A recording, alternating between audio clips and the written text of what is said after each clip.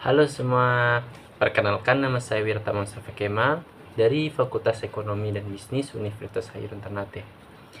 Di sini saya akan membuat video yang berjudul Akuntansi untuk Koperasi Cabang. Di mana video ini untuk memenuhi tugas akuntansi keuangan lanjutan 2 di kampus saya dengan dosen pengampu Ibu Sartika. Langsung saja kita ke pembahasannya. Jadi apa itu operasi cabang? Jadi cabang itu adalah unit usaha yang terpisah secara geografis dari kantor pusat, namun tetap berada di bawah kendali perusahaan induk. Cabang menjalankan aktivitas bisnis atas nama perusahaan dan biasanya memiliki sistem akuntansi sendiri. Dengan demikian, setiap transaksi yang terjadi di cabang dicatat dan dilaporkan secara terpisah sebelum akhirnya digabungkan dengan laporan keuangan kantor pusat. Perbedaan cabang dan agen penjualan itu adalah perlu kita ketahui, perlu kita bedakan antara cabang dan agen penjualan. Cabang itu memiliki sistem akuntansi lengkap, otonomi operasional, dan membuat laporan keuangan sendiri. Sementara agen penjualan hanya mencatat transaksi dasar, sangat bergantung pada kantor pusat, dan tidak membuat laporan keuangan sendiri. Jadi intinya cabang lebih mandiri dibandingkan agen penjualan. Dalam praktiknya, pencatatan transaksi cabang bisa dilakukan langsung di cabang atau di kantor pusat, tergantung kebijakan perusahaan.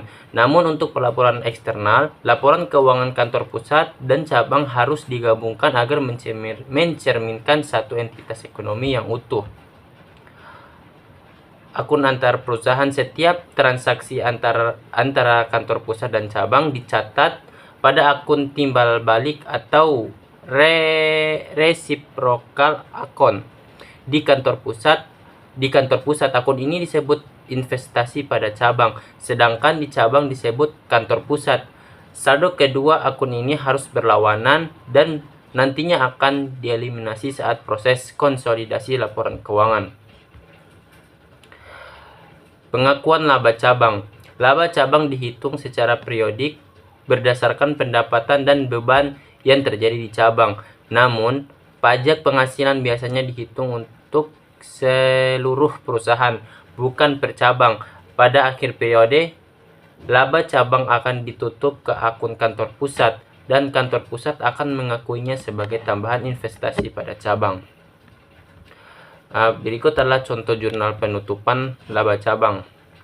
Sebagai contoh, jika cabang memperoleh laba, maka di cabang akan dibuat jurnal penutupan dari ikhtisar laba rugi ke akun kantor pusat.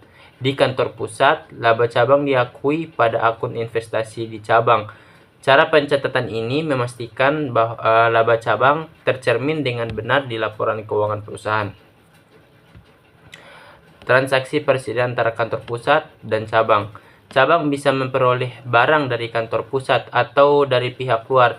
Jika barang berasal dari kantor pusat, perlu dilakukan eliminasi laba antar perusahaan yang belum terrealisasi saat penyusunan laporan keuangan konsolidasi. Ini penting agar tidak terjadi pengandaan laba pada laporan keuangan perusahaan. Pembagian dan alokasi beban. Beban yang berkaitan dengan aktivitas cabang bisa dikeluarkan langsung oleh cabang, oleh kantor pusat, atau dialokasikan dari kantor pusat ke cabang. Semua beban tersebut harus dicatat secara akurat agar perhitungan laba cabang tidak salah dan dapat dievaluasi dengan baik.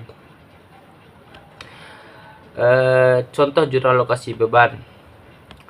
Sebagai contoh, kantor pusat dapat mengalokasikan beban utilitas, penyusutan, atau overhead umum ke cabang.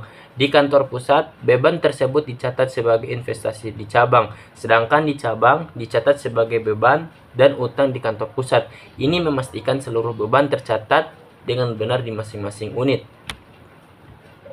Yang terakhir adalah penyusunan dan eliminasi laporan keuangan. Pada akhirnya untuk laporan eksternal, laporan keuangan kantor pusat dan cabang digabungkan. Akun timbal balik dan laba antar perusahaan dieliminasi agar laporan keuangan mencerminkan posisi perusahaan sebagai satu entitas ekonomi. Proses eliminasi ini dilakukan melalui jurnal eliminasi pada kertas kerja konsolidasi. Sekian dari saya, kurang lebihnya mohon maaf. Wabillahi taufiq wal hidayah. Wassalamualaikum warahmatullahi wabarakatuh.